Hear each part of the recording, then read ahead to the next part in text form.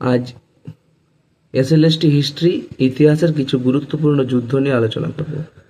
10 রাজার যুদ্ধ, সময়কাল জানা যায় না। ভরত গোষ্ঠীর রাজা সুজাতের বিরুদ্ধে বিশ্বামিত্রের নেতৃত্বে 10টি আর্য গোষ্ঠীর রাজার যুদ্ধ। এই যুদ্ধে রাজা সুজাত জয়লাভ করেছিলেন। প্রথম কৌশল যুদ্ধ, সময়কাল জানা যায় না। মগধরাজ অজাতশত্রুর বিরুদ্ধে কৌশলরাজ প্রসেনজিৎ। অজাতশত্রু জয়লাভ করেছিলেন এবং প্রসেনজিৎ পরাজিত হয়েছিলেন। দ্বিতীয় কৌশল যুদ্ধ, সময়কাল জানা যায় না। মগধরাজ অজাতশত্রুর বিরুদ্ধে কৌশলরাজ প্রসেনজিতের জয়লাভ এবং অজাতশত্রুর পরাজয়। পুষ্কলাবতীর যুদ্ধ 327 খ্রিস্টপূর্বাব্দে। আলেকজান্ডারের বিরুদ্ধে পুষ্কলাবতীর রাজা অষ্টক, এখানে আলেকজান্ডার জয়লাভ করেন এবং অষ্টক নিহত হন। খুবই ইম্পর্টেন্ট যুদ্ধ হিদাসপিসের যুদ্ধ বা ঝিলামের যুদ্ধ 326 খ্রিস্টপূর্বাব্দে। আলেকজান্ডারের বিরুদ্ধে রাজা পুরু, আলেকজান্ডারের জয়লাভ এবং পুরু বন্দী।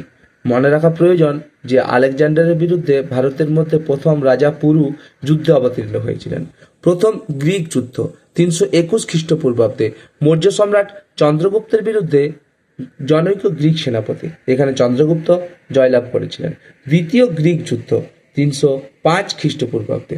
মৌর্য সম্রাট চন্দ্রগুপ্তের বিরুদ্ধে গ্রিক সেনাপতি সেলুকাস, চন্দ্রগুপ্তের জয়লাভ। কলিঙ্গ যুদ্ধ, খুব ইম্পর্টেন্ট একটা যুদ্ধ, 261 খ্রিস্টপূর্বাব্দে। কলিঙ্গরাজের বিরুদ্ধে মৌর্য সম্রাট অশোকের, এখানে অশোক জয়লাভ করেছিলেন। মনে রাখা প্রয়োজন যে এই যুদ্ধের পর অশোক কিন্তু তার ধর্ম বিজয় নীতি শুরু করেছিলেন এবং যুদ্ধ বিজয় নীতি পরিত্যাগ করেছিলেন। কাসকোয়ার যুদ্ধ, চীন সেনাপতি প্যাঞ্চাওয়ের বিরুদ্ধে দ্বিতীয়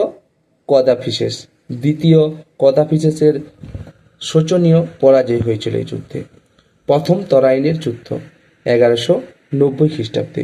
পৃথ্বীরাজের বিরুদ্ধে মোহাম্মদ ঘুরি, পৃথ্বীরাজের জয়লাভ এবং মোহাম্মদ ঘুরির পরাজয় এবং পলায়ন।